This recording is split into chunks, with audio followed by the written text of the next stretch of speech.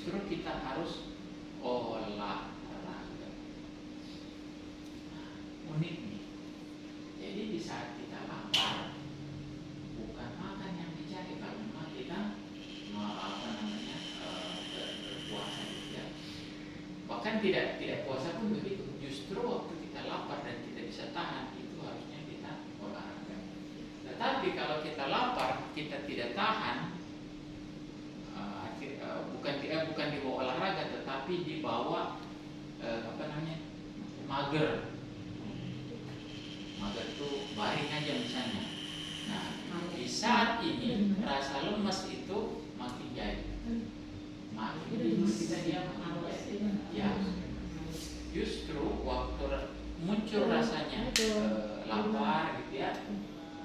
Biasanya itu jam 3, 4 gitu ya. Tadi saya sempat operasi dulu ada 2 pasien saya ke rumah sakit, ngantuk banget Bu. Sambil membius mengantuk gitu kan. Dokter kandungan bilang, ini yang bius sama yang membius yang mana ini? Mengantuk. Kita edukasi gitu kan. Nah, dua-duanya mengantuk. Nah, akhirnya saya keluar dari kamar operasi, saya olahraga sama jantung. Saya saya squat dulu 20 kali, dia bilang ngantuk Bu. Bilang ngantuk. Kenapa ini harus kita manfaatkan kondisi seperti ini?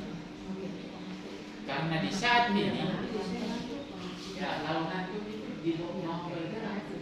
Makanya ada sekarang, saya pernah ditanya orang, jadi kalau begitu bagus itu ngabuburit. Bagus juga itu. Berarti ngabuburit itu kita jalan-jalan gitu kan, sambil menunggu waktu berbuka puasa. Karena memang di situ ngabuburit itu bisa menahan supaya laparnya terjadi.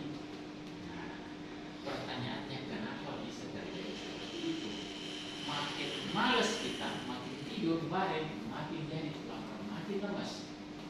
Ya, boro-boro mau baca Quran dan lain-lain nggak nyampe semuanya. Karena kalau sama makin mager kita ya, jadi kita harus jalan atau kalau sempat squat tidak disarankan lari, karena lari itu menguras keringat dan napas banyak sehingga gampang sekali kita dehidrasi. Kita hanya dianjurkan gerakan-gerakan ringan ya. Nah, kenapa itu bisa terjadi? Karena olahraga ini atau gerak aktif, jalan ya, naik turun tangga, ini adalah upaya pembentukan gula darah. Jadi waktu kita olahraga, saat lapar ada olahraga, itu pembentukan gula darah. Kita lapar, ngantuk, itu karena gula darah kita turun. Kalau mau suruh kita lapar, bisa itu tidak turun. Nah, caranya supaya hilang ngantuk dan lapar harus ada gula darah yang baru, tapi bukan lewat makanan, tapi lewat bergerak. Nah, waktu kita bergerak, maka lemak yang ada lemak di sinilah waktu yang tepat lemak menjadi kalori. Jadi pada waktu puasa kita bisa tahan sambil olahraga, ini lemak akan makin mudah turun. Ya, di jam-jam segini nih paling bagus olahraga. Dan saya sudah bertanya ke beberapa ahli kebugaran, mereka semua sepakat jam olahraga terbaik waktu kita puasa adalah jam 5. Nah, jam 5 itu adalah timing paling bagus untuk orang-orang yang memiliki lemak. Lemak di mana? Lemak di kulit, lemak di perut maupun lemak di pembuluh darah. Nah, seperti kolesterol gitu ya. Nah, jadi kalau orang yang kolesterolnya tinggi, Bu ya, itu kalau orang kolesterolnya tinggi, kan kita pergi cari obat kolesterol. Padahal obat kolesterol itu tidak akan pernah menuntaskan kolesterolnya juga. Yang harus kita lakukan adalah kolesterol itu diubah menjadi tenang. Nah, salah satunya adalah dengan cara puasa, kemudian ada olahraga di sekitar jam 4 jam 5 cepat sekali turun yang namanya ini apa namanya lemak-lemak kita yang di pinggang turun ya, supaya ombak-ombaknya berkurang. Ombak-ombak berkurang, ya. Polisi tidur sudah mulai rata. Rumah susun 3 lantai jadi 1. Ya, betul ini. Ombaknya banyak. Ya ombaknya jangan didiamkan aja, ombaknya ditenangin. Jadi banyak orang tidak tahu caranya. Kita puasa apa sih? Nah, kemarin saya dari Makassar ada teman bilang, coba cari penelitian di seluruh dunia apakah terjadi kenaikan berat badan setelah puasa. Nah, apakah ada orang yang naik berat badannya setelah puasa?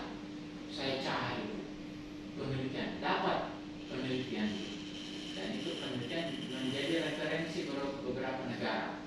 Ya. Hasilnya sangat mencengangkan. 6 dari 10 orang yang puasa ini naik berat badan setelah puasa. Iya, naik. 6 dari 10 orang ya setelah Ramadan itu naik. Yang dikatakan naik itu kalau dia naiknya 3 kilo dalam 1 bulan. Nah, main-main 1 bulan naik 3 kilo lebih. Jadi kalau 2 kilo tidak dihitung naik. Ya. Jadi kalau 2 kilo belum dihitung naik. Di penelitian ini dibilang naik itu kalau lebih dari 3 kilo. Banyak. Waktu puasa dia turun 3 kilo, habis puasa naik lagi 3 kilo gitu ya. Nah, jadi seperti ini. Naik 6 dari 10. Ini penelitian diteliti selama 1 bulan ya pada orang-orang yang berpuasa. Nah, pertanyaannya kalau seperti ini Naik sih kan. dan ini Bu, kalau dia naik berat badan, seharusnya kalaupun naik berat badan, idealnya yang naik itu adalah otot yang naik. Tapi setelah berpuasa, lepas dari bulan puasa, naik berat badan, yang naik lemaknya, bukan ototnya. Ya. Kenapa? Pada waktu kita berpuasa, ya, pada waktu kita puasa itu, ya, yang paling menjadi tantangan itu adalah buka puasa.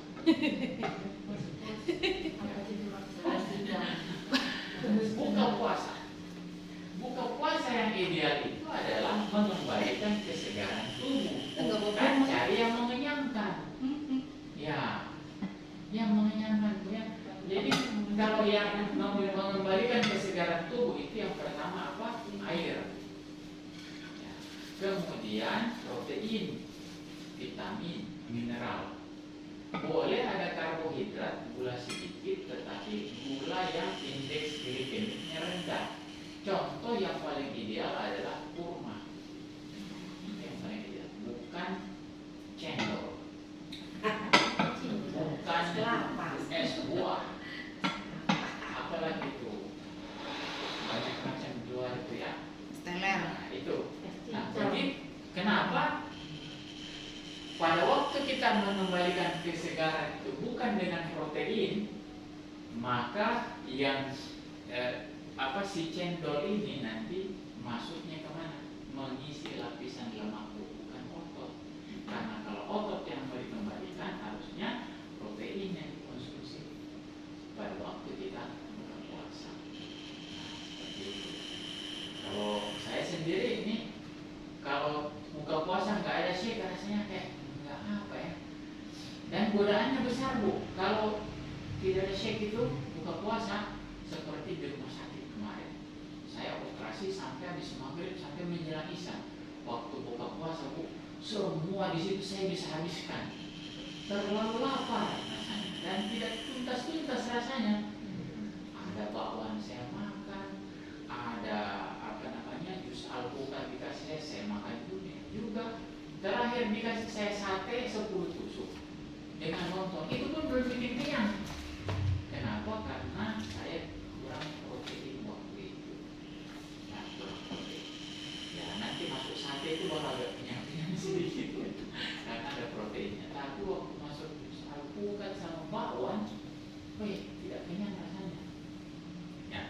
yang ada.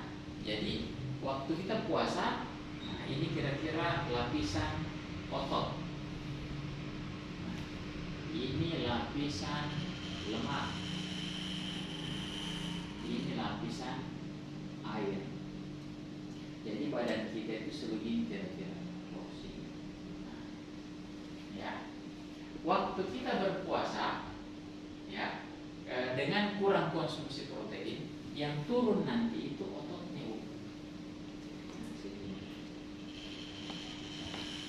Airnya juga ikut-ikutan turun.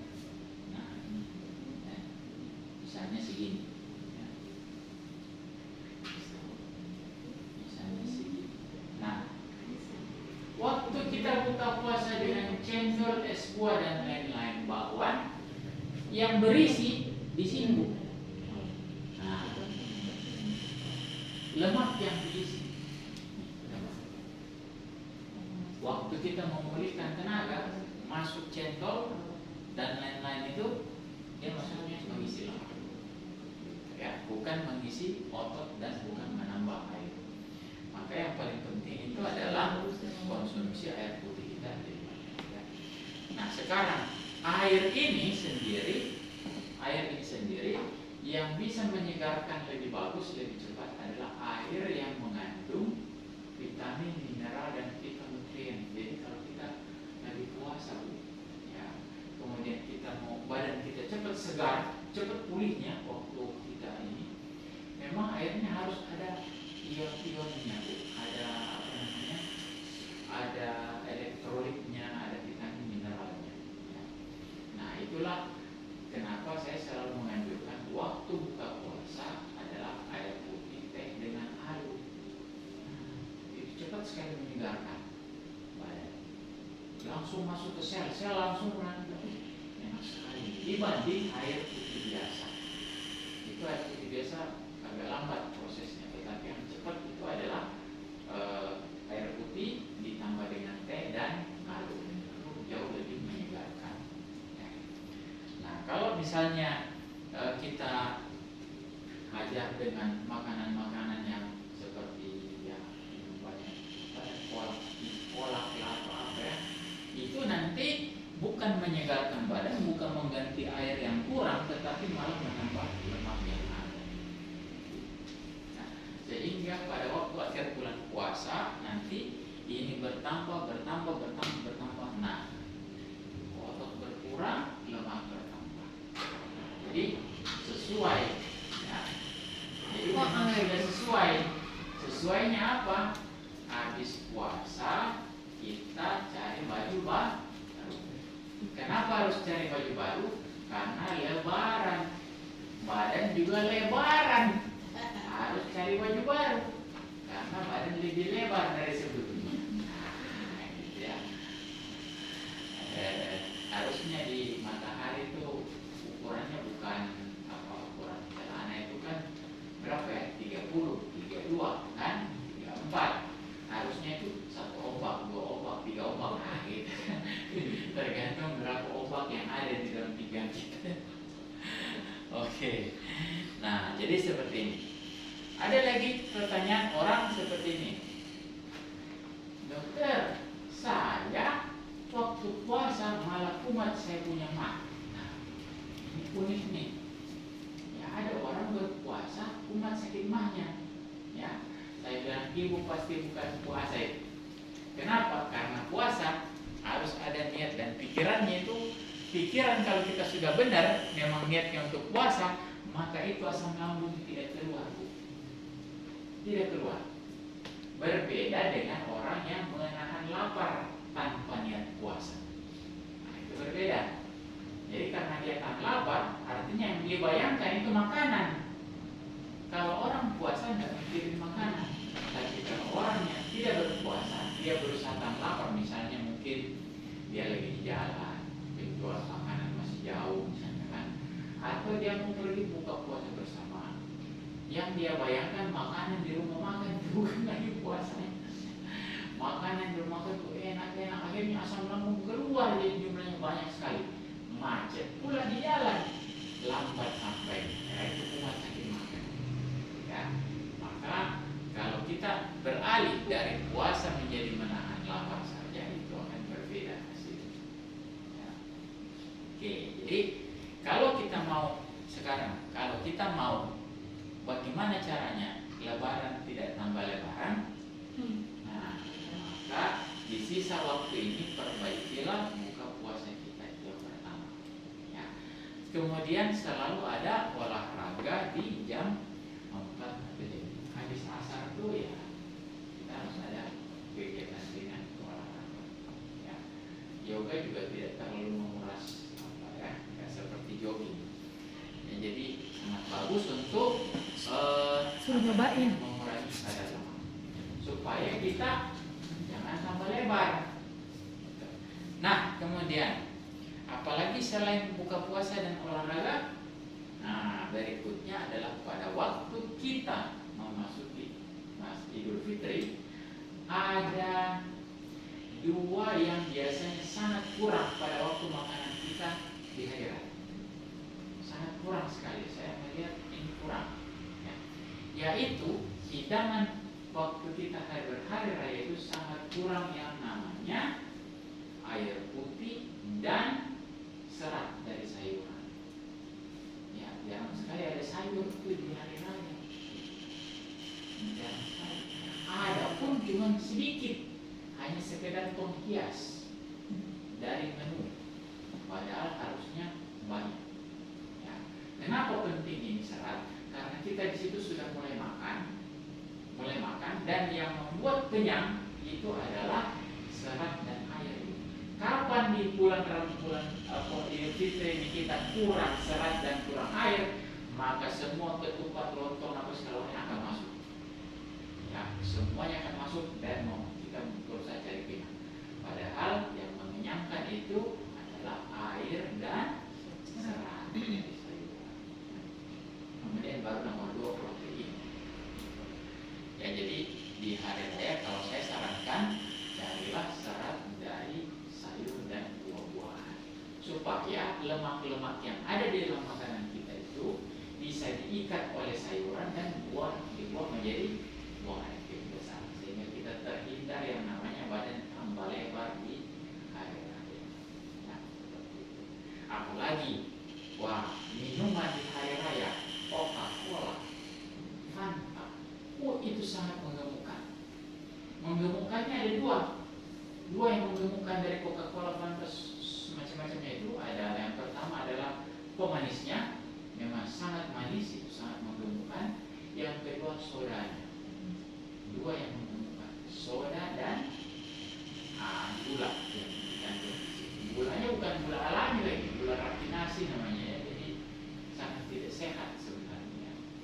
Ya, saya kalau ada yang ngasih di rumah sakit dulu tuh, di rumah sakit biasa banyak itu Coca-Cola yang dia ada. Kalau beri obat tuh antara saya kasih perawat saja, tidak untuk dibawa pulang ke rumah. Gitu ya. Jadi marilah kita mulai tetap menjaga sekarang ini ya, sampai kita berhari raya nanti itu tetap memperhatikan yang namanya makanan kita. Bukan berarti kita nggak boleh makan opor, ayam dan lain-lain, boleh juga. Cuman kan kita perhatikan seratnya. Nah, serat yang kalau daripada pusing-pusingnya di serat, ya, di hari raya pagi-pagi bangun minumlah shake dengan mixed fiber. Nah, jadi shake dengan mixed fiber, shake mixed fiber. Nah, shake-nya 2 sendok, mixed fiber 1 sendok. Ini sudah cukup, Bu. Pagi sore 2 kali sehari. Nah, shake 2 sendok itu mengandung 10 gram serat. Berapa? 3 gram, 3 gram serat. Ya. Kemudian kalau mixed fiber 1 sendok itu 5 gram, berarti totalnya 8 gram serat. Jadi totalnya dapat 8 gram serat. Satu hari kita butuh 25 gram serat, Bu. Jadi kalau 2 kali minum shake mixed fiber, 2 kali 8 sama dengan dapat 16. Kebutuhan kita cuma 25, tinggal kurang 9 lagi, dapat dari 2 biji apel, selesai. Atau shake dicampur dengan pisang, selesai. tuntas kebutuhan serat kita dalam satu hari. 2 kali minum shake atau pisang 2 sayur. Ditambah sayur jauh lebih bagus. Ya, buah apa segala macam. Ya, ada orang bilang begini, saya tiap hari makan sayur, makan bayam. Jadi, tiap hari dia makan bayam. Saya tanya berapa banyak kamu makan bayam itu? Nah, 1 mangkok gini katanya, mangkok biasa itu. Nah, saya cari nih, ada aplikasi namanya Fat Secret. Semua data makanan seluruh dunia ada di sini, semua merek. Indomie mau rasa apa saja ada di sini. Nah, shake, ya, shake rasa apa saja ada semua di sini. Shake ya, mau apa namanya, semua jenis makanan minuman ada di sini. Sekarang kita cari serat dari bayam. Nah, bayam itu 100 per 100 gram bayam mengandung serat berapa ini? 2,3 gram saja. Ya, 2,3 gram. Berapa gram itu? 100 gram bayam seratnya 2,3 gram. Nah, ya. Nah, berarti kalau kita mau 25 gram serat satu hari, kita butuh satu orang tuh 1 kilo lebih bayam. 1 kilo lebih bayam. 1 kilo berapa ikat?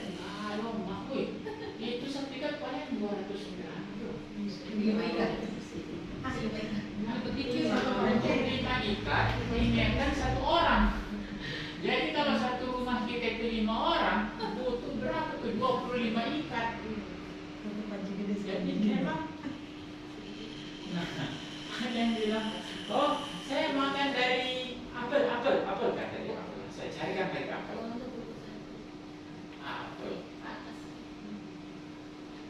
Apel itu seratnya, ya, apel dengan tanpa kulit kalau dikupas itu seratnya itu 1,3 gram per 100 gram apel. 100 gram hanya 1,3. Berarti kalau kita mau 25 gram, kita butuh 2 kilo apel per orang per hari. 20 kilo itu berapa biji? 20 kilo itu 10 biji lah, 1 kilo naik 5 lah biasa yang sehari-hari.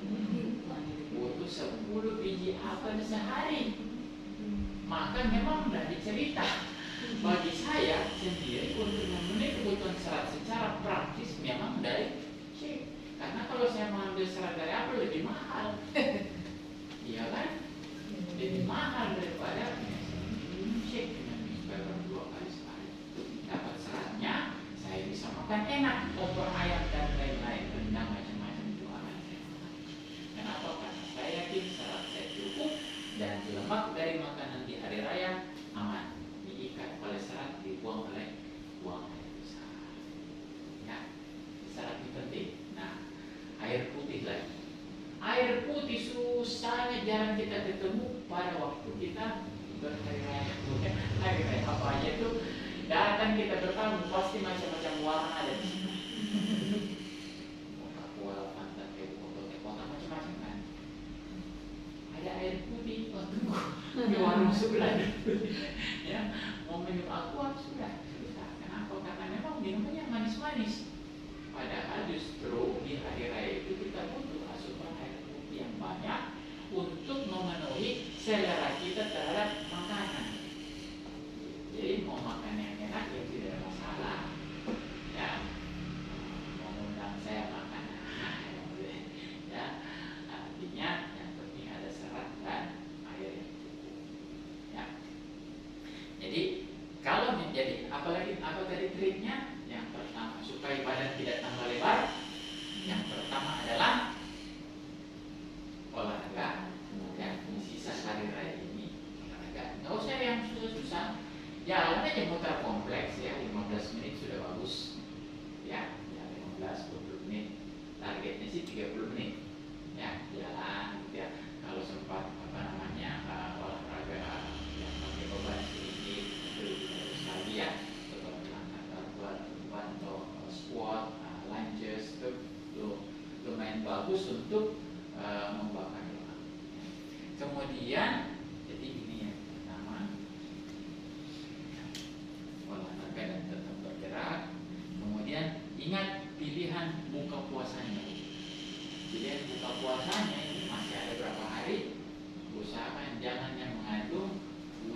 lemakse dan karbohidrat yang seperti minuman yang mengandung pemanis gula pasir. Jadi sangat disarankan justru proteinnya. Kemudian berikutnya apalagi serat, ya, serat dan air. Mari kita perbaiki serat dan air di masa bulan Ramadan dan waktu kita juga di hari raya. Ya. Jangan sampai kita masuk ke dalam penelitian ini. Wah, 6 dari 10 orang berpuasa naik berat badan setelah bulan Ramadan. Ini di mana nih? Ini yang teliti ini bukan di Indonesia, ya, di Arab Saudi. Ini dari Arab Saudi saya ambil, ya. Saya browsing ketemu dari Arab Saudi. Waduh, luar biasa, mereka puasa terus setelah itu 1 bulan kemudian diukur naik rata-rata 60% naik lebih dari 3 kilo. Yang naik 2 kilo tidak dihitung, ya, apalagi yang tetap. Jadi hanya 40% 4 orang yang tidak naik berat badan. Naik juga, tapi kalau 2 kilo di penelitian itu tidak dihitung. Nah, kita apa kabar? Ada yang naik 6 kilo. Ada yang naik 6 kilo. Gitu. Nah, saya hanya mau kasih tahu begini. Kalau misalnya kita turun berat badan selama bulan Ramadan itu 2 kilo, turun 2 kilo. Ini kira-kira seperti apa nih turun 2 kilo? Bagaikan ayam 1 ekor lepas dari badan, ya kan? Ayam 2 kilo itu lumayan besar, ya. Bayangkanlah ayam 2 kilo lepas. Dan begitu kita selesai Ramadan, naik berat badan 2 kilo, nggak apa-apa cuma 2 kilo. Itu sama dengan ayam yang kemarin masuk lagi. Iya, ayam yang sudah lepas itu datang lagi kembali, nempel lagi di badan. Apalagi kalau dia naiknya 4 kilo. Nah, 4 kilo. Ada teman-teman saya bilang, nggak banyak dia naik, cuma 4 kilo. Cuma 4 kilo itu 2 ekor ayam itu banyak itu 4 kilo. Ya, jadi sekarang mari kita mulai lebih memperhatikan makanannya. Kenapa penting ini? Kenapa penting menjaga berat badan supaya tetap bagus, tetap normal, tetap kalau bisa konstan, jangan naik, kalau bisa turun. Karena kenapa? Akan menambah budget biaya untuk beli baju baru. Yang ukurannya lebih besar. Gitu ya. Nah, jadi saya sendiri jarang-jarang beli baju sebenarnya. Apalagi khusus lebaran, mau cari baju lebaran, pergi beramai-ramai di situ, aduh, itu bukan, sudah tidak masanya lagi kita berdesak-desakan cari baju di situ. Beli bajunya nanti, ya, tunggu Natal. Kenapa tunggu Natal? Banyak diskon. Banyak diskon. Lebaran gak ada diskon. Iya, lebaran ada juga diskon. Ya, tapi terlalu ramai orang gitu ya. Gitu. Jadi kalau misalnya kita bisa pertahankan berat badan ini, kita akan tidak tergoda untuk mencari baju yang ukurannya lebih besar. Kalau misalnya mengecil badan, ya alhamdulillah, tinggal bawa ke tukang jahit, tolong kecilin baju saya. Nah, sekarang masalah berikutnya adalah saat ini, ya, sekarang ini kami berdua lagi membina yang namanya grup turun berat badan. Ya, grup turun berat badan. Grup turun berat badan itu ada 2, satu berpusat di Manado, satu berpusat di Makassar. Ya. Yang khusus untuk bulan April nanti itu kita start mulai nanti setelah bulan puasa, setelah Idul Fitri. Setelah Idul Fitri. Ada yang 10 hari, ada yang 21 hari.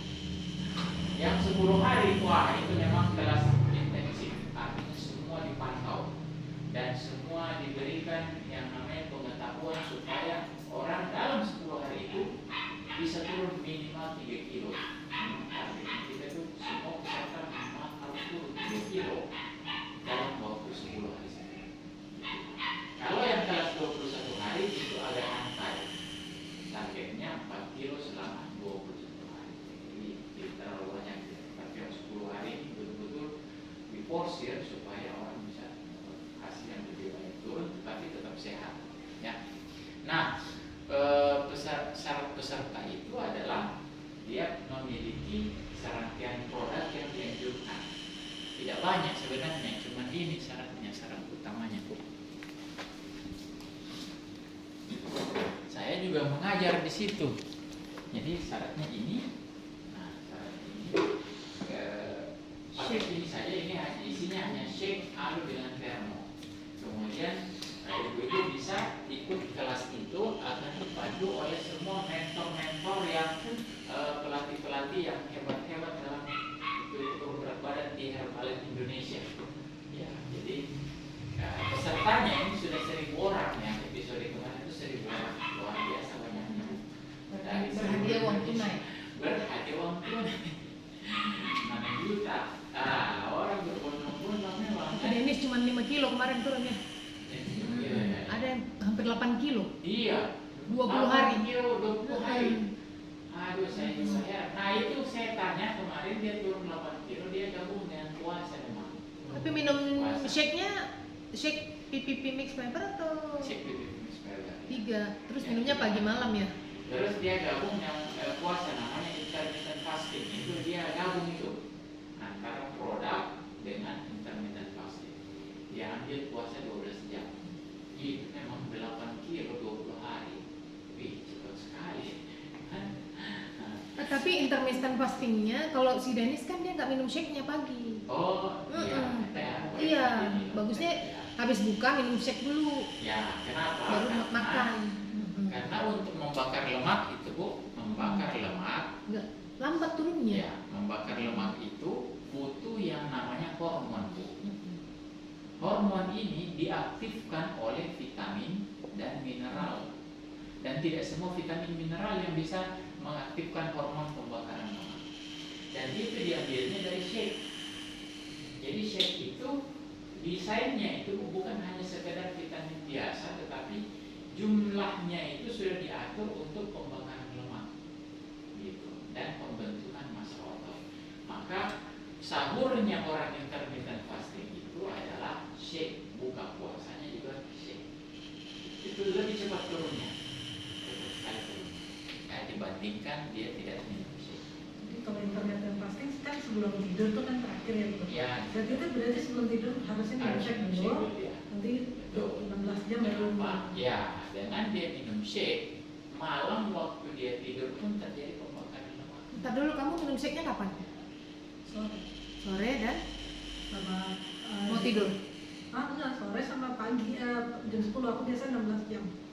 Oh. Ya, jadi ambil sahur, buka sahur dan buka Sore puasanya itu. jam 6. Ya, pokoknya di situ minum shake. Jam 7 atau jam Dia 11. terakhir. Iya. Kalau si Dennis dia cuma minum teh buka puasanya langsung makan. Jadi Bunda bilang shake dulu, baru makan siang, baru makan sore, baru shake lagi mau tidur. Bukan 2 kali, cuma sekali, enggak turun berat badannya, cuma 0,0 stop. Nah, di situ kenapa? Karena ada yang penting dalam pembakaran lemak, yaitu hormon. Ini yang tidak kita kendalikan. Hormon. Nah, hormon ini hanya diaktifkan oleh vitamin mineral. Bahan bakunya adalah protein. Maka shake ini menjadi penting karena shake itu mengandung protein, vitamin dan mineral yang komposisinya memang diatur untuk hormon pembakaran lemak dan hormon yang lain. Jadi banyak yang pikir yang penting kurangi makan, sebenarnya tidak diaturnya yang penting. Waktu dan timing yang paling penting. Dan waktu misalnya dia di semua turun lebih bagus lagi. Waktu dia mau buka puasa, selesai intermittent fastingnya, masuk di jendela makan, 2 jam setelah itu, 2 jam sebelum dia mulai makan, olahraga dulu. Pentingnya, ya olahraga yang bagus untuk mengaktifkan ini hormon pembakaran lemak adalah olahraga fitness begitu ya. Itu yang paling bagus. Kalau asam urat ini sebenarnya itu dari sayur-sayuran atau apa ya? Asam urat Bu. Nah ini tadi papannya isinya asam urat semua dulu sebelum saya hapus. Nah jadi asam urat itu begini ceritanya. Ini sudah ya, kita nanti boleh ibu boleh bertanya apa aja yang ada hubungannya dengan pola makan.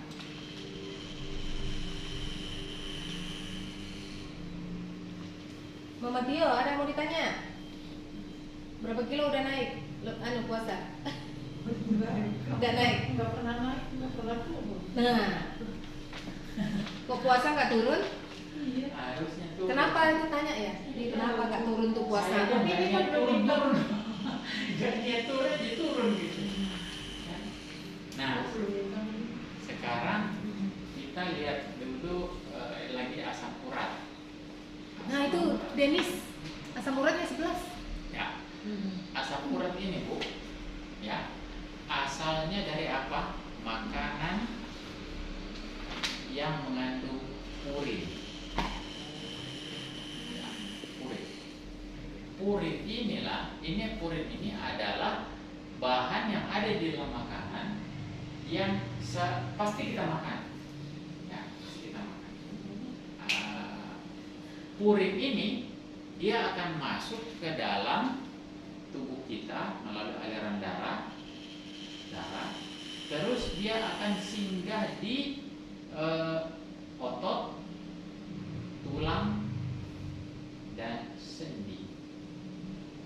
Di sini lokasi pengkristalan. Jadi setelah dimakan dialiri ke aliran darah dan dari darah dia menuju ke otot, tulang, sendi dan dia mengendap di situ. Yang diukur di laboratorium bukan yang di sini Bu, tapi yang di sini. Darah yang diambil, kemudian ketemulah asam uratnya 11. Tapi belum tentu yang di otot, tulang, sendinya ada.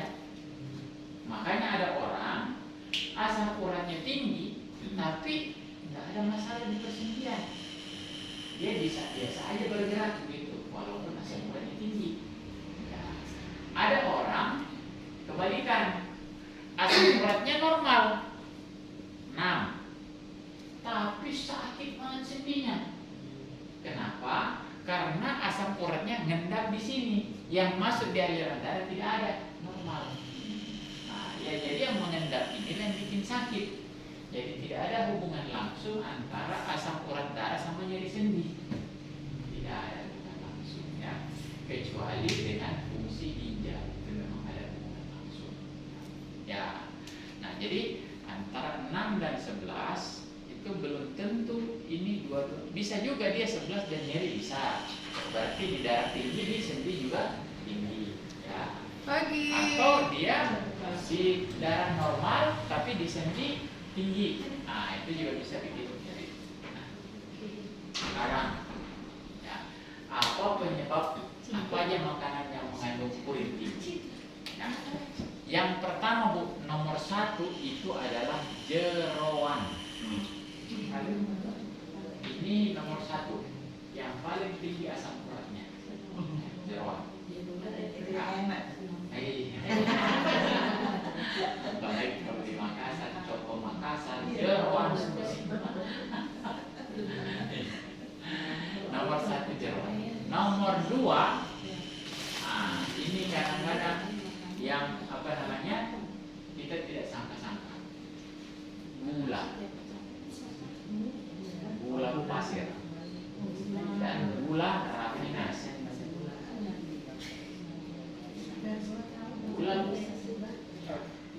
Gula ini seharusnya ya, gula ini tidak ada purinnya secara langsung Bu, tetapi harusnya asam urat ini harusnya sudah keluar dari badan kita, tapi karena masuk gula nggak jadi keluar, ngendap di dalam udara.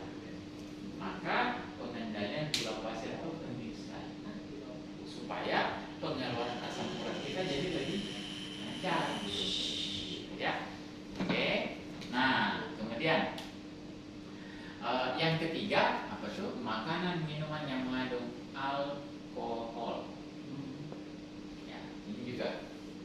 termasuk yang pertama adalah tape. Itu juga Tape. ya, ada alkoholnya. Atau buah anggur yang sudah benyek, yang sudah berjamur, itu juga sudah keluar alkoholnya. Ya, termasuk durian yang sudah benyek, itu juga sudah mulai mengandung, ya, itu juga sudah mulai mengandung alkohol. Ya, itu ya, alkohol. Walaupun apalagi kalau memang minuman yang khusus mengandung alkohol. Tapi kalau yang dari makanan itu kira-kira itu. Ya. Kalau ayam Jadi, enggak ya dok? Ya Bu, Ayam. ayam masuk Bu, tetapi dia grade-nya di bawah alkohol. Tapi kalau tiap hari makan ayam ya. Ya. Nggak bosen. Nah, sekarang di mana sayur-sayuran?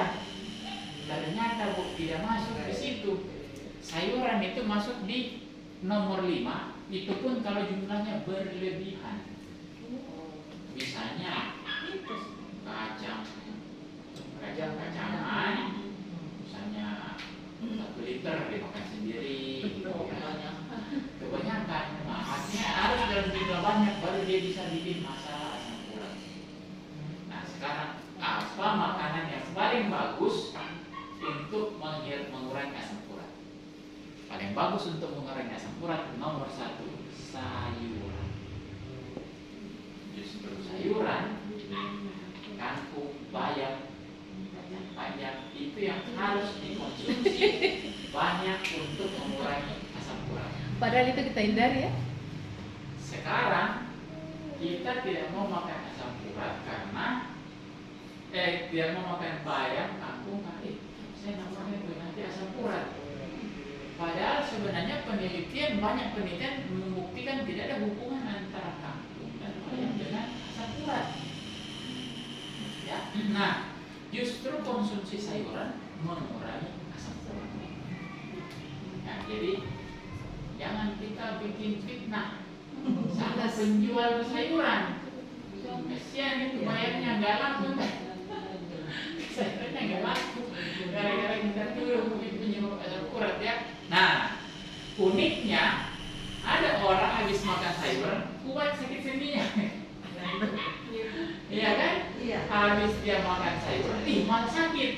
Nah, langsung bikin kesimpulan gara-gara sayuran. Habis makan kangkung. Habis makan apa? Kangkung. Langsung sakit sendinya kan? Nah, itulah. Jadi kita harus tahu ada namanya makanan purin, makanan tinggi purin. Ya, yang ini nih, ini tinggi purin. Yang kedua makanan rendah purin dan makanan tanpa purin, tanpa bebas purin. Kalau sayuran masuknya di makanan rendah purin, bukan bebas purin. Ya. Nah, sekarang apa terjadi dengan sayuran? Jadi sayuran itu Bu, ada purinnya. Purinnya masuk ke dalam darah kita, masuk ke area otot tulang dan sendi. Nah, jadi kejadiannya begini Bu, ini pembuluh darah, ini sendi. Nah, di sini banyak sekali purin. Ya, belum tentu sakit sendinya. Nah, di sini ini banyak ada makanan rendah purin. Nah, kalau ketemu antara yang tinggi purin dengan rendah purin, maka sebagian dari sendi ini purinnya akan ketarik ke sini. Ini namanya proses difusi. Ya, dalam ilmu kimia itu proses difusi. Jadi ini ikut ke sini sampai jumlah di sini sama jumlah di sini sama banyak. Ya, itu namanya proses difusi. Jadi dia pindah ke sini. Waktu pindah ke sini sakit persendian. Makanya dibilang gara-gara sayuran. Tapi sebenarnya si sayuran bukan nambahin purin di sendi, tapi dia justru narik purin itu, ngajak keluar. Waktu dia tarik keluar di situ sakit. Jalan keluarnya adalah minum air putih banyak-banyak supaya ini yang dari sini keluar melalui buang air kecil. Ya, beginilah cerita tentang asam urat. Ya. Nah, bagaimana dengan shake? Shake itu rendah purin, bukan bebas purin. Makanya ada beberapa orang habis minum shake naik asam uratnya. Kenapa? Karena dia lepasin yang dari sini, yang banyak-banyak ini dilepas. Jalan keluarnya habis minum shake, kalau dia naik purinnya, itu minum air putih yang banyak. Nah, kemudian kita cek 2 minggu kemudian. Nah, itu insya Allah akan sudah berubah. Tambah airnya. Ya. Kalau di produk apa ya?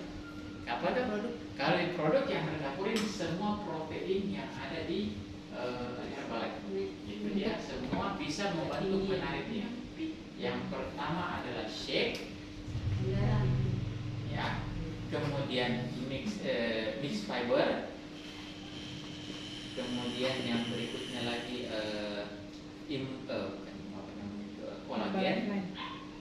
kolagen, dan yang ketiga night works. Nah, inilah yang punya peranan menarik ini. Jadi kalau mau jadi kalau misalnya si Dennis naik asam uratnya, itu proses pelepasan pelepasan purin dari dalam persendian sendi, otot dan tulang. Nah, jadi yang dia harus lakukan adalah banyak-banyak minum air putih. Karena kok satu-satunya pembuangan asam urat hanya lewat buang air kecil, tidak ada jalur lain. Tidak keluar dari buang air besar dia hanya melalui ginjal. Jadi harus banyak minum air putih supaya semua disapu di situ, dibilas ke situ. Kencing lagi, minum lagi banyak. Kencing lagi, minum lagi banyak. Ya. Nah, ini beratnya berapa sekarang, Bu? 83.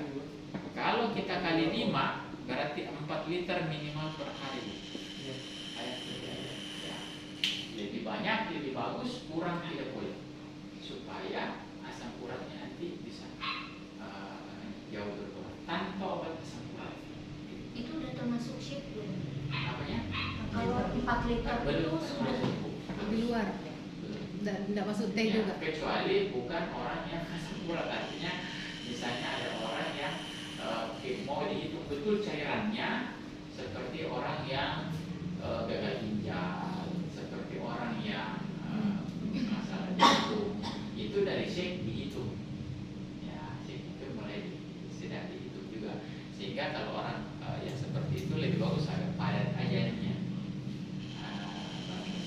Tulisnya dipadatkan. Mungkin airnya kalau biasa 200 jadi 150. Ya. Tetapi kalau misalnya yang bukan program pengurangan cairan, maka itu di luar dari shake. Ya. Jadi kalau misalnya minum shake-nya itu 200 cc, 300 cc, maka itu air putihnya itu tersendiri. Nah, ada satu yang punya peranan mempercepat proses ini sampai cepat habis, nanti dibuang, nanti ditarik lagi, dibuang, ditarik lagi, itu adalah aloe. Aloe itu punya peranan besar sekali untuk mengikis ini dalam asam urat. Saya pernah dapat satu konsumen di Makassar itu asam urat 13. Alunya Tapi berapa dia itu? nyerinya luar biasa. Nyerinya luar biasa. Berapa lama itu ya? 2 bulan. Tapi dia sakit satu badan. Satu badan sakit, tapi dia mau sabar, terus dia minum produk, tetap ikut anjuran. 2 bulan bebas, turun 17 kilo, kemudian asam uratnya normal dari 13 bulan. Tidak pakai obat. Alunya berapa? Dia hanya minum, hanya program biasa. Oh, bisa 3 Makanya atau 2 bulan. Kalau dia mau agak gas sedikit alunya ya, Iya. lebih banyak sedikit, prosesnya bisa lebih cepat. Jadi dia dia mau ukuran normal saja. Artinya 2 bulan. Kalau alu itu kan boleh dimakan, diminum bebas kan ya dok? Bebas. Bisa. Maksudnya air putih aja dengan alu. Boleh. Boleh. Iya.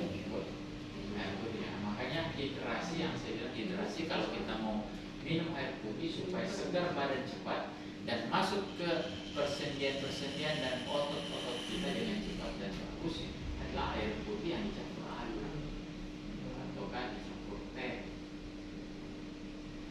Kalau ibu mau coba juga nggak pakai air, langsung kita nggak dari botol. Langsung cesplong kali. Ada. Kalau lagi pilek kan, Emang boleh? boleh. Boleh. Waktu COVID itu saya 1 hari 1, Botol. jadi nggak jadi batuk. Anak saya batuk ini saya kasih alum Iya. air. Eh, Dia bilang apa yang minum aja. Terus ternyata ada kemajuan. Dia bilang apa itu tadi yang dia? Terus saya bilang alum sama ini. Airnya dia keluar, ya. dia minta dibikinin di botol. Iya. Bikinin lagi mam Iya. supaya batukku berkurang. Kan penyanyi tuh. Ada anunya dia bu, air itu ada efek antibiotiknya. Jadi punya efek membunuh bakteri. Dari asal kita. Untuk anak kecil boleh dong alum. Ya bu, boleh. Boleh. Ya, boleh. Ya. Takaran. Jadi yang penting bu, yang tidak boleh dari anak-anak itu adalah dia konsumsi produk nutrisi ini untuk turun berat badan. Oh. Jadi dia nggak boleh diatur makannya, artinya dia tetap makan seperti biasa. Jadi sifatnya produk nutrisi sebagai suplemen, bukan pengganti makanan. Kalau kita yang mau program turun, itu memang dia sifatnya pengganti makanan. Tadi kan sayuran itu yang rendah purin ya. Dok? Iya. Kalau makanan yang bebas purin, Air putih bu. hanya air putih Nggak kok. ada yang lain itu apa ya? Semua ada rendah putih. Semua ada proteinnya. Beras juga ada. Ada. Beras ada. Beras ada protein. sedikit. Ya tergantung dia berendah. Nah, ada yang betul-betul bebas purine. Itu selama dia bahannya organik, yang mengandung karbon, nitrogen dan nitrogen itu pasti dia. Ada purin. Iya semua yang kita ini yang kita makan itu semua mengandung itu masalahnya. Cuma air putih aja tidak ada purin. Lama-lama jadi dukun. Air putih terus.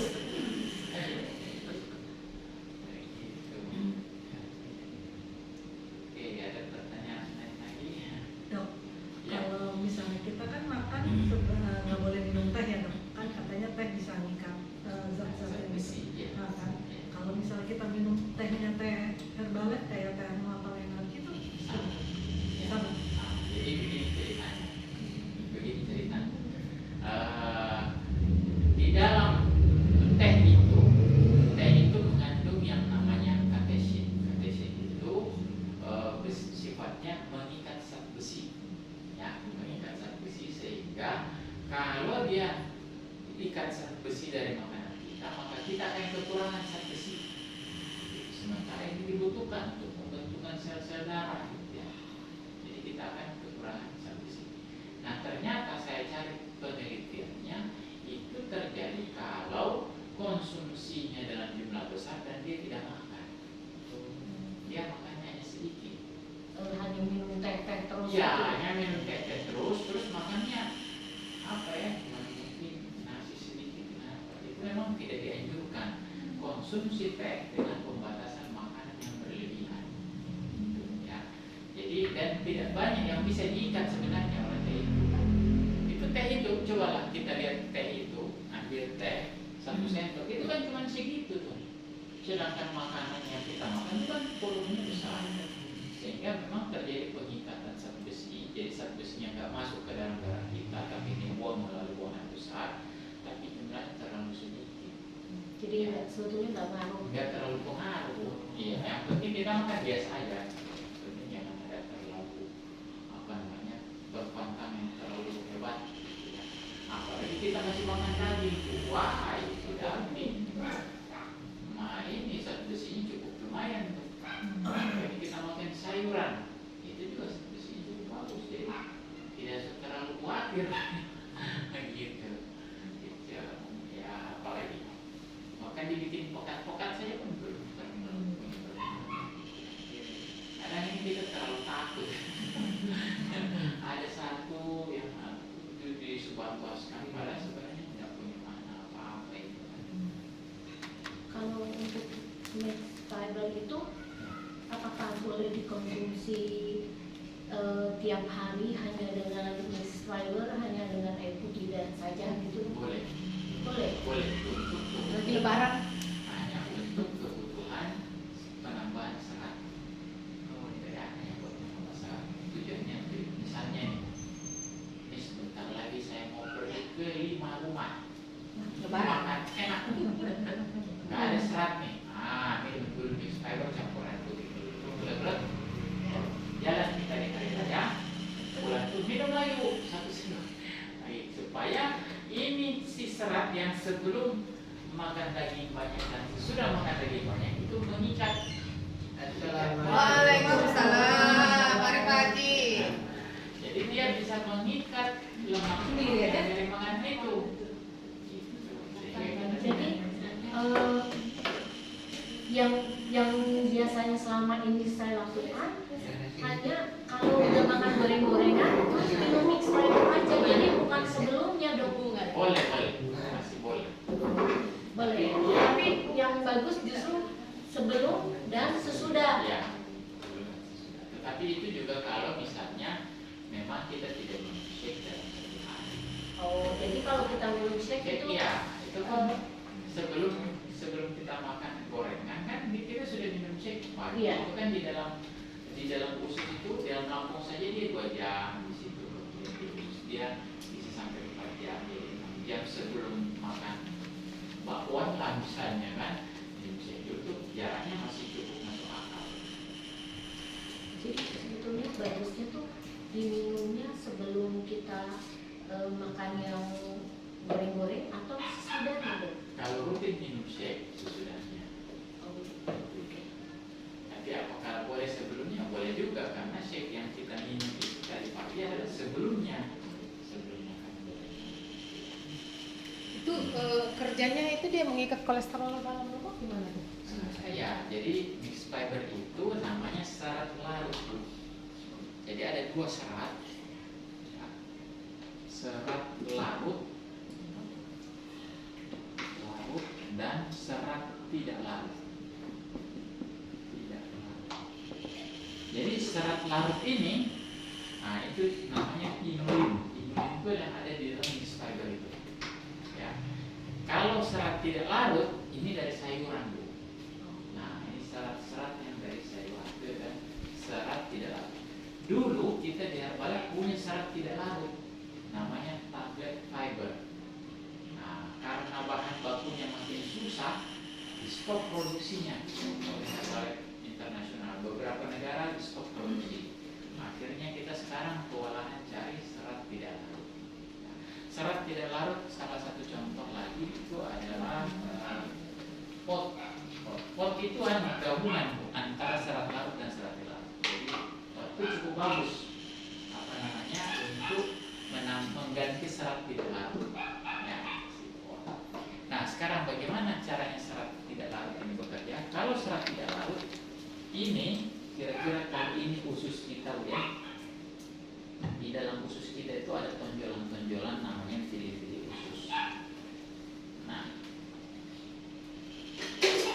ini biasa nempel lemak-lemak di sini, kotoran, biji cabai, apa-apa semua macam-macam nempel di sini. Lemak juga nempel di sini sehingga begitu nutrisi makanan kita masuk mau diserap ada halangan. Halangannya adalah lemak yang ada di dalam usus. Nah, jadi ini harus dibersihkan, digosok, disikat pakai apa? Serat tidak larut. Serat tidak larut ya, Sayur. ya, itulah. Ya, jadi di sisi serat tidak larut ini yang sayur-sayuran ini gunanya untuk membersihkan permukaan usus. Kalau bersih maka penyerapan nutrisi kita jadi maksimal. Ya, jadi lebih bagus. Ya, makanya penting sekali yang namanya serat. Nah, kalau serat tidak larut bagaimana? Nah, serat tidak larut lain lagi cara kerja. Ini ada makanan mengandung lemak. Kalau dibiarkan dia akan masuk. Datang si serat larut ini, dia tutup ini lemak dari makanan kemudian jadi buang air besar.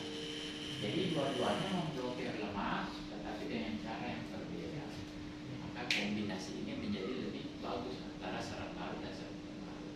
Kalau yang di shake itu dia serat tidak larut.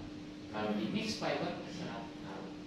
Oh, shake tidak larut. Ya tidak larut itu dia pakainya sih. Kalau di ini serat larut itu mix fiber. Ya. Memang dianjurkan kita kombinasi dua ini setiap hari. Ini apa namanya serat Shake larut dan- dan serat tidak larut. Shake dan mix mix fiber. Jadi penyerapannya jadi lebih bagus, kemudian dicegah juga supaya lemak-lemak ini jangan terlalu banyak diserap.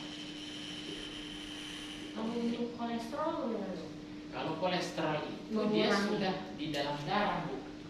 Ya, jadi kalau misalnya makanan itu kalau dia mengandung lemak diikat dulu dengan mix fiber, kan, terus dibuang. Kemudian kalau misalnya ada yang sudah terlanjur masuk ke dalam darah, nah itu dibakar dengan cara aktivitas bergerak, ya, olahraga bergerak aktif, kemudian mengaktifasi hormon pembakaran dengan mengandung vitamin dan mineral. Apa ini? Shake. Jadi waktu pembakaran lemak di dalam pembuluh darah, peranan besarnya adalah di shake. Dan Kolesterol yang buat kolesterol normal sebenarnya berarti cek dong. Bukan Iya. fiber ya Bu. Nah, kalau mix fiber dia perannya mencegah diserap, bisa juga dia normal karena yang baru masuk dicegah, tapi yang udah terlanjur di dalam Shake. itu pakai shake. Ya, PR di dalam. ya. Yang ini yang baru ya. si kolesterol mager nggak mau turun-turun gimana tuh dok? Ah itu kalau dia. Mager dia bukan kebaruan. Ya, jadi memang banyak nantinya Bu peranan nutrisi atau polanya itu yang harus kita ini. Apa mager tadi? Kolesterolnya mager, Oke, orangnya mager. bukan orangnya juga mager, kolesterol. Kolesterol itu sangat sulit turun selama kita masih, untuk orang-orang yang sangat sulit turun kolesterolnya, itu memang makanan yang dia kurangi itu adalah nasi, Bu. Nasi gula pasir, bukan lemak yang dia kurangi, justru nasi dan Kenapa? gula pasir. Ya, begini ceritanya. Banyak ceritanya ya pada suatu hari. Pada suatu hari. Dan gula pasir. Salah ya berarti. Salah. Harusnya lemak yang dikurangi.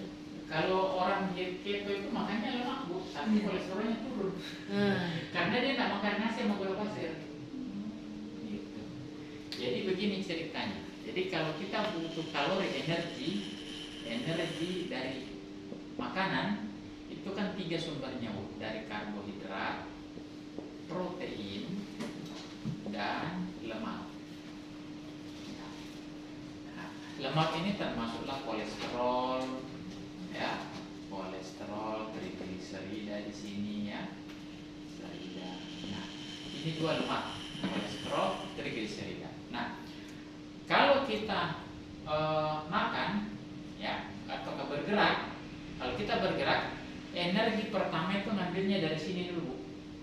Nah, ini dulu level pertama, ya. Kalau ini habis, baru dia ambil dari sini, level kedua, baru lemak ini dia. Ya.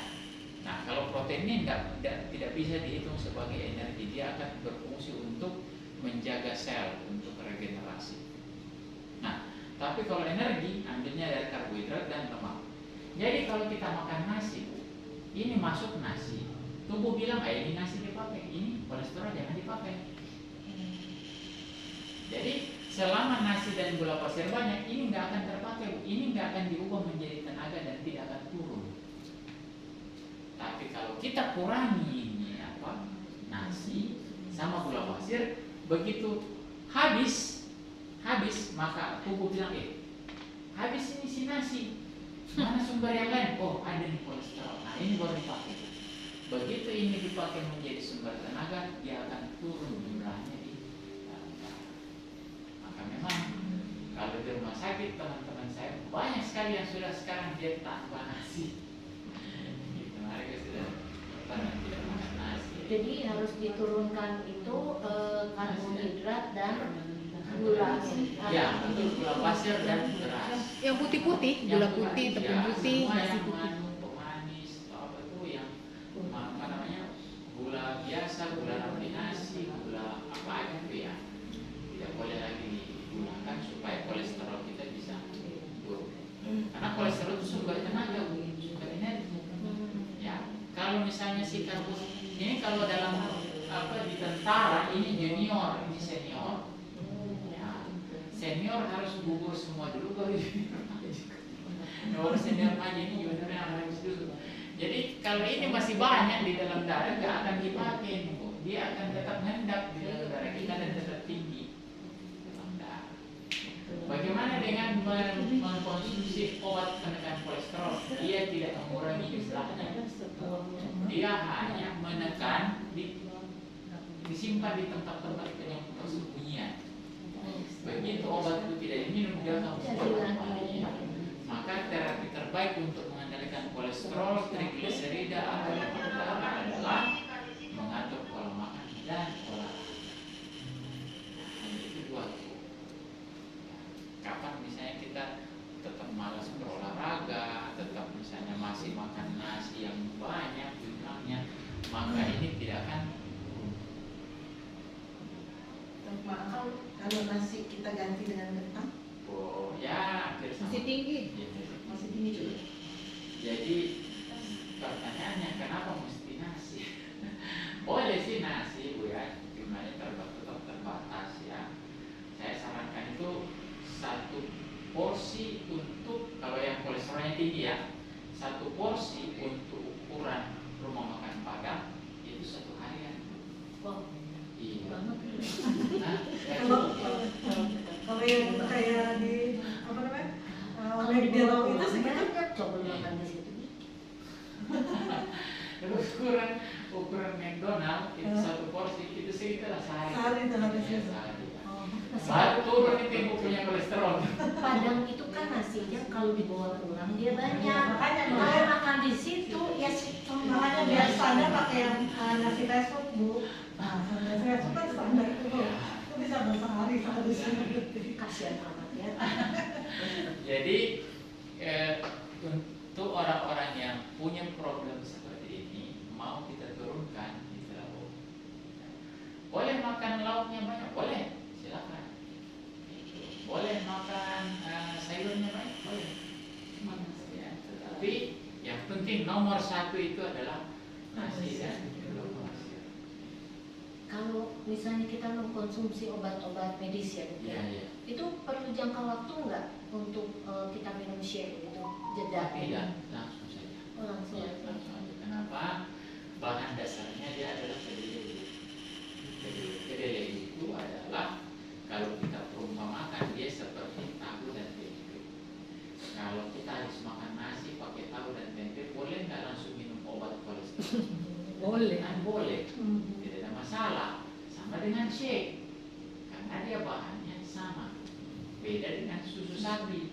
Susu sapi itu memang lemak yang ada di susu sapi dia mengikat obat, sehingga begitu masuk di dalam badan kita kerja obat jadi berkurang. Memang susu sapi itu tidak dianjurkan bersamaan dengan obat. Tapi kalau shake kedelai ya sama aja, nasi tahu tempe makan obatnya. Itu berlaku juga untuk mix fiber begitu. Sama Bu. Ya, tidak. Paling jaraknya ya sama dengan kalau kita makan nasi lah. Paling 10 menit kita harus makan.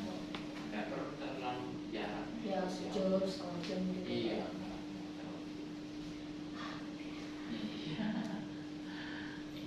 Nah, sama dengan kalau apa tuh kolesterol, trigliserida, ada satu lagi diabetes. Itu juga sama gula pasir dan beras putih. Nah, ada penjelasan panjang yang papannya ada di sana itu. Nah, tapi itu butuh waktu 1 jam lagi dijelasan. Ya, artinya di situ dijelaskan kalau kita mau kenyang dapat kenyangnya, tapi dapat pembakaran lemak yang kolesterol hilang, gula darah juga turun, itu konsumsinya atau PPP yang banyak. Kalau Protein. Iya, Kenapa? Bahkan ada yang menganjurkan gini Bu, dokter-dokter teman-teman saya juga yang di Herbalife itu dia bilang ini, kalau ada orang yang sangat sulit turun gula darah, minumnya roti PPP 4 sendok dengan expired 2, Kenyang banget. tidak pakai shake. Oh, pipi dong. Turunkan apa? Untuk yang cemilan. Nah, jadi dia Siapa yang kolesterol? paginya shake, cemilan jam 10-nya, wah itu tuh Pipi. PPP 4, expired 2. Kalau mau cepet ya? Cepat turun ke gula darahnya tuh. Gula darah atau Sama nih kolesterol? kolesterol dengan itu. Sama turun semua. Cici belum minum pipi tuh. Ya. Kan dia ginjal. Kenapa? Nggak apa-apa. Karena tidak melibatkan insulin itu si PPP itu. Gitu. Tapi tidak ikut nasi di situ, Bu. Nasi. Artinya kalau PPP banyak 4 nasinya juga banyak, wah itu lebih bagus jangan dilakukan. Gitu ya, karena Itu bagi yang normal-normal itu aja Ya. kan dong, yang gitu ya. ya, kalau kita masih makan nasi dan juga sedikit, ya PPP-nya paling 1 ke 2 sendok maksimal.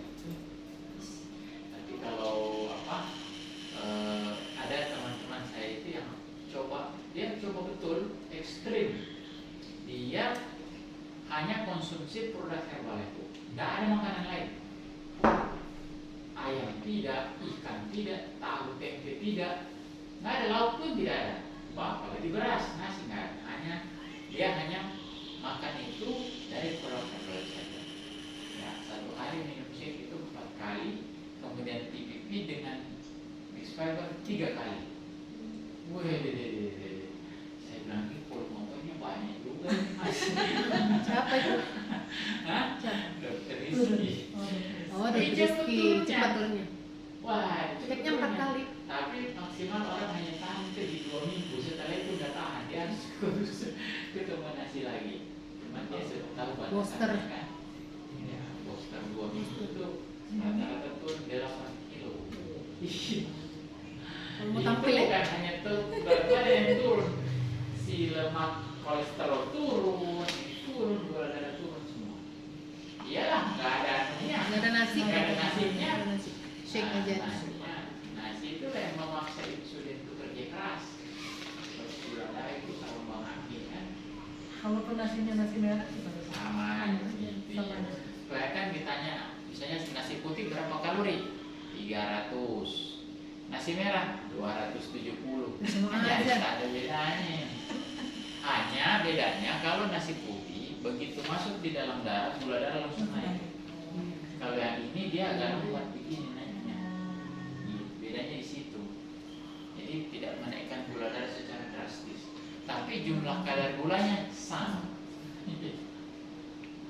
Kadar gulanya hampir sama, beda sedikit saja. Karena dia tidak terlalu drastis naik gula darah. Jadi kalau misalnya orang yang mau mengendalikan gula darah, kolesterol dan lain-lain, tapi masih mau tetap makan nasi, memang pilihannya jadi beras merah. Rasanya aduh. Sekarang itu ada nasi orang itu loh, beras Ya, orang. itu sama Bu, mirip dengan ini.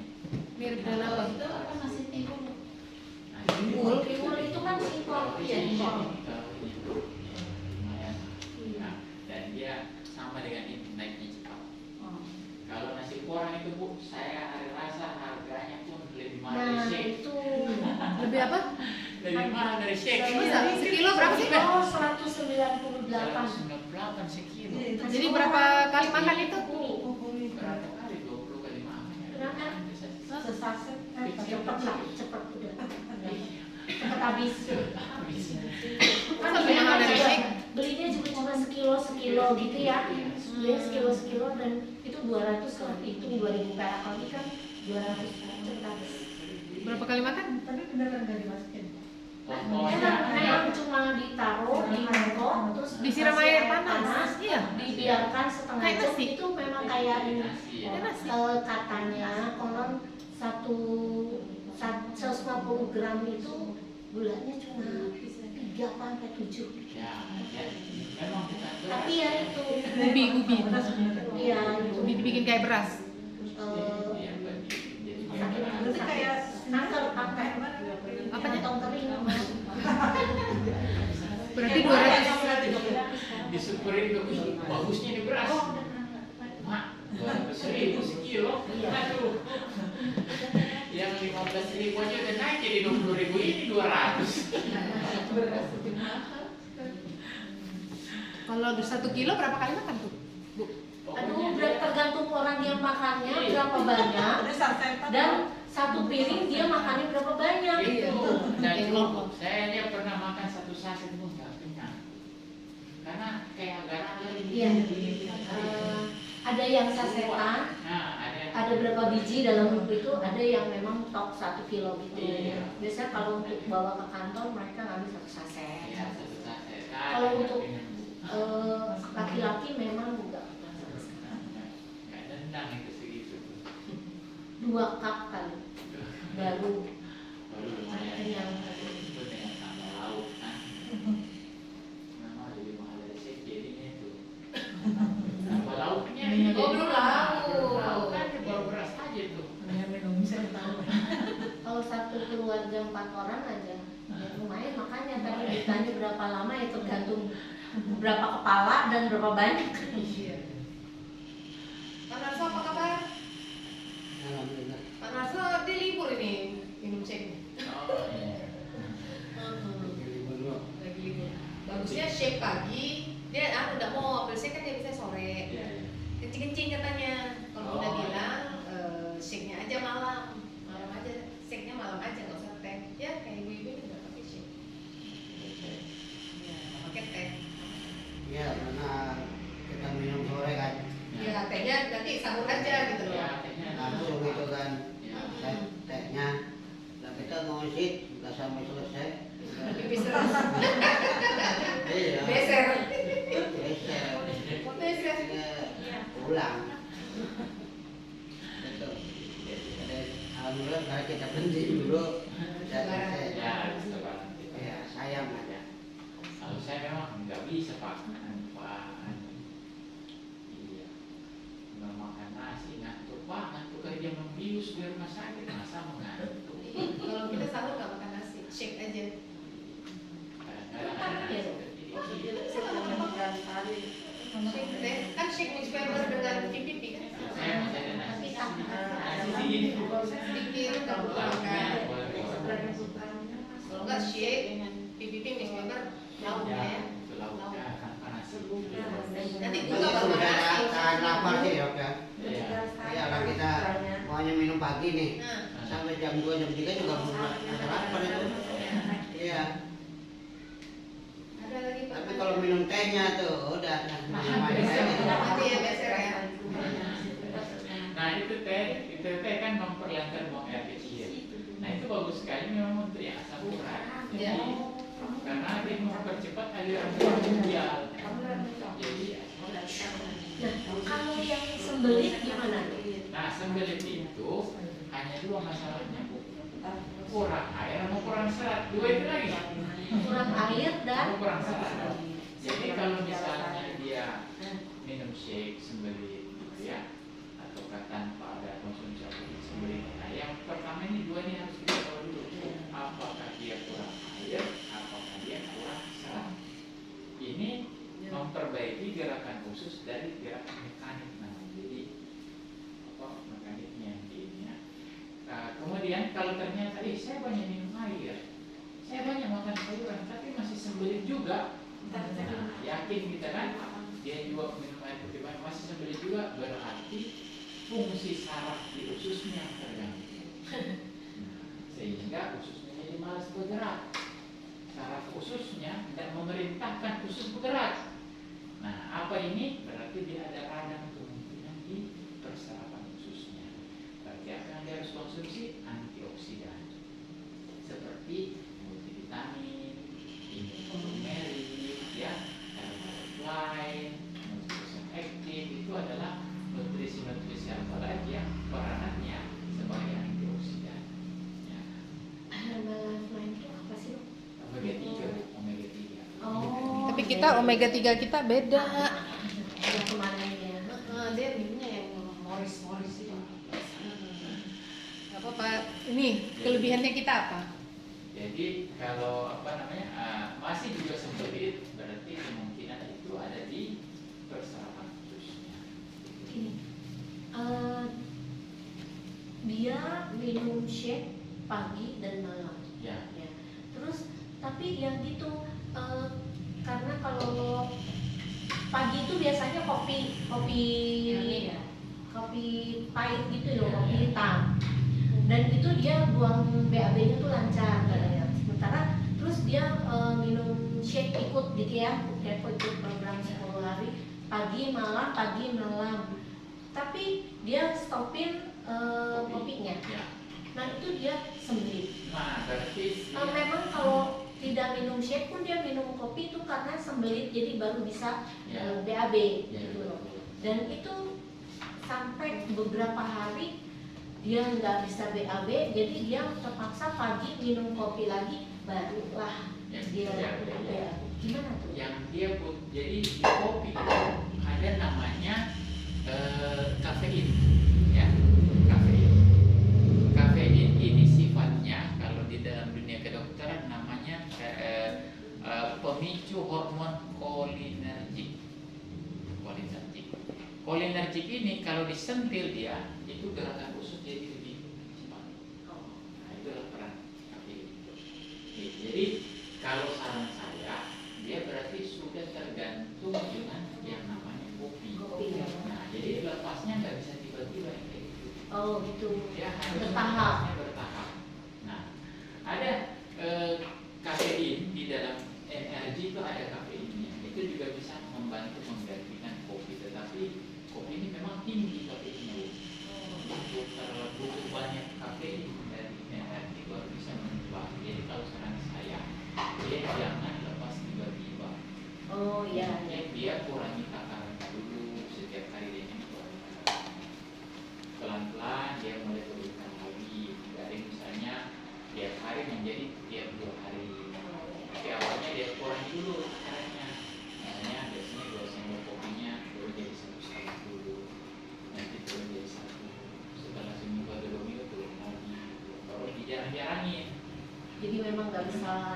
Memang nggak bisa Bu, karena orang yang seperti itu dia butuh ini kafein ini. Ya, kafein ini dia reseptornya kolinergik, jadi dia gerakan usus. Ya, jadi dia butuh untuk saat ini, untuk sementara gitu ya. Kebiasaan. Kebiasaan, Memang ya, kebiasaan. kebiasaan. Apalagi dia memang cari kopi hitam itu memang untuk buang air besar kan? Iya, jadi Iya. setiap pagi ini terus dia bilang, aku bilang pasti kurang minum nih. Aku Iya, pikirannya iya. cuma gitu aja, nggak kepikiran ada serat gitu ya, kurang Iya, serat. iya. Cuma aku bilang minumnya banyakin. Aduh, udah sampai pengen muntah kata dia minum gitu ya. Anu tuh apa namanya saraf ininya, saraf ususnya dia butuh itu kafein untuk membuat dia jadi bergerak. Makanya itu yang saya bilang tadi persarapan yang terganggu. Iya. Karena dia juga harus pakai dulu. Akhirnya terpaksa memang dia minum lagi. Baru Minum dia lagi. laporan, aduh baru lega deh katanya. Tahap ya. Kita mau ke puasa kita, ya nanti ya insya Allah habis lebaran kita Mungkin lagi Ya. ya. tanggal Makasih, Dokter.